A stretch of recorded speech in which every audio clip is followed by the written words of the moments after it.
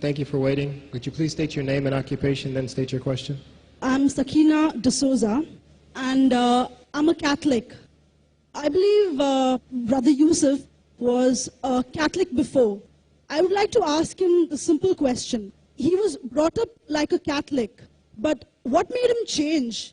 Doesn't he believe that the Messiah is true, or did he ever feel that the religion, Catholic religion, has not brought up any Messiah and the Bible is false? I would like to just know what that means, because he said he was a Catholic before and now he has become a Muslim. What made you change? What was that storyline before?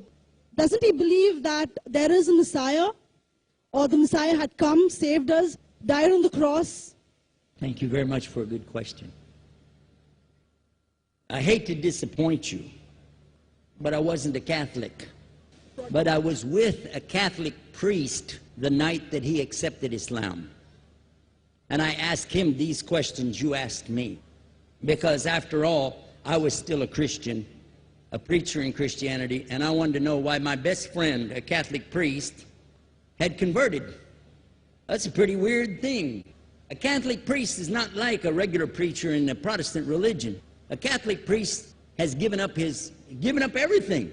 He's given up his life to be a Catholic priest. When he enters into this realm, he's basically given away everything. He can't have a wife, he can't have children, obviously no grandchildren. He has no home, he just lives in a rectory or wherever they give him a place to stay. And he's sent wherever they tell him to go, do whatever he's told to do, and that's it.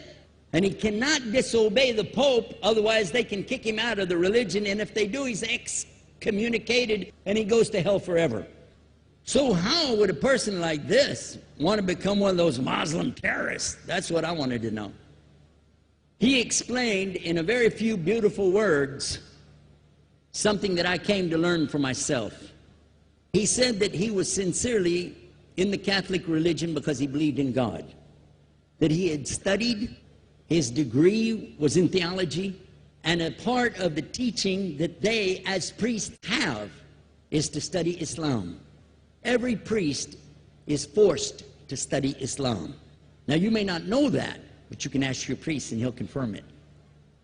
And when you study Islam, even when Islam is taught to you by somebody who hates Islam, as long as they don't corrupt it too far, you can still see the truth in Islam. A classical example happened to me just recently when I was in Saudi Arabia. A friend of mine, very old copy of one of the first Qurans ever translated to English by George Sale. George Sale hated Islam, he hated the Muslims, but when he translated the Quran to English, he was true to the text of the words. Although maybe not getting all the meaning, he certainly was true to the text of the words. I was shocked when I read it. Have you seen it? You know what I'm talking about? Amazing. And listen to this. George Bernard Shaw, for instance, is one of many, a long list of people who read this and realized the truth of Islam. When people see the truth of Islam, it can change them if they want to be guided. If they want the truth, it can change them. You might think, I'm a Catholic, I'll never be anything but a Catholic. But I'm going to ask you a question, and I want you to be honest. This is not for you to, start a debate, but just be honest. Was Jesus a Catholic?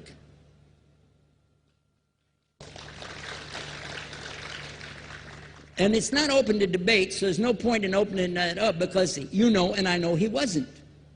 The Catholic Church was in business about 300 years before Jesus was born. It's on their website. Don't go like this. It's on their website. That's where I took it from. The Catholic Church was really started in Rome by Alexander the Great. Do you know what the word Catholic means? It means universal. It was the universal church for the Roman Empire. If you didn't join it, you could not be a Roman citizen.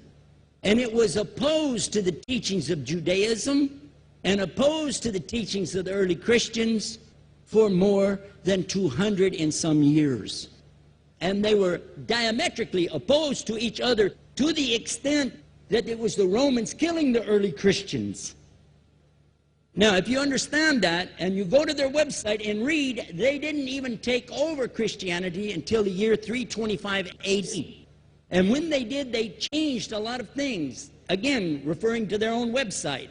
But if you want to check it in Britannica or Americana or grow your encyclopedias, go ahead and read about the Catholic Church. When, in August of 325 AD, at the Nicaea Council, they took over, first thing they said was, let's change the date of the birth of Jesus to be the same date as that of Mithras, which was the god, one of the gods worshipped there, and also the sun god's birthday was the same day, December the 25th, believing it to be the shortest day of the year. And Constantine was a sun worshiper of Sol Invictus. Go to the website, read it for yourself. There are a lot of points, but not the least of which, even today, if you go in any Catholic church, and I have, you'll see so many portraits and statues and idols and images throughout the whole place that for the one who's never experienced that, for a Muslim who knows about these images, he'll be like, whoa, a'udhu billah. Whoa, what's this? The first time I walked in a Catholic church, I was about 10 years old. I was shocked. I was shocked at the idols and statues everywhere, because in the Protestant religion, we were brought up to believe that the second commandment was just as important as the first commandment. The first commandment in the Bible, in Exodus, is the same as the first commandment in the book of Deuteronomy. It says, I am the Lord your God that brought you out of the land of Egypt in the house of bondage. You know no other God beside me. Beside me there's no other gods. Thou shalt not have any other gods beside me. How many in this room agree with that commandment? Raise your hand. You notice the Muslims are raising their hand because it means Ashhadu an la ilaha illallah. That's the first commandment for us as well. The second commandment you have clearly says, thou shalt not make any idol, any graven image of anything that creeps upon the earth, swims in the sea beneath, or flies in the air above. And I was sitting in a church one time, sitting there in the morning service, watching, the preacher talk, and, they go on and on and on, and sometimes you lose your train of thought. I was looking. Whoa! On the front of the podium, there was a fish. A fish. For the symbol, make you fishers of men. They had a fish. I said, whoa.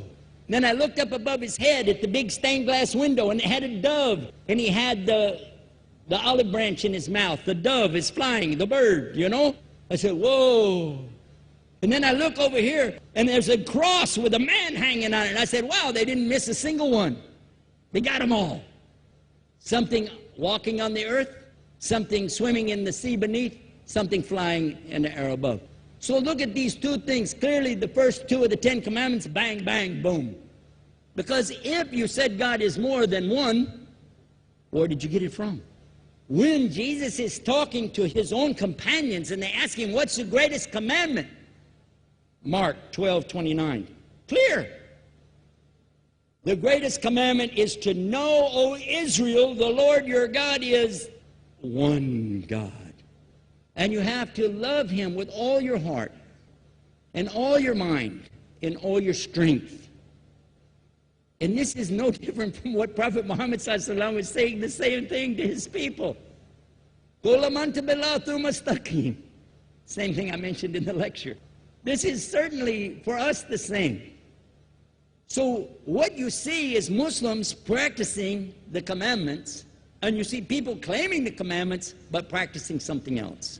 And I have seen more converts from the Catholic Church than any other of the many sects of Christianity, and especially from the nuns, priests, and even an archbishop. And all of them are better than me. Those guys and women that I see do this, they still sacrifice their whole life to get the true message of Islam, not only to you, but to Muslims as well, because we all need to know about it. But thanks for a great question.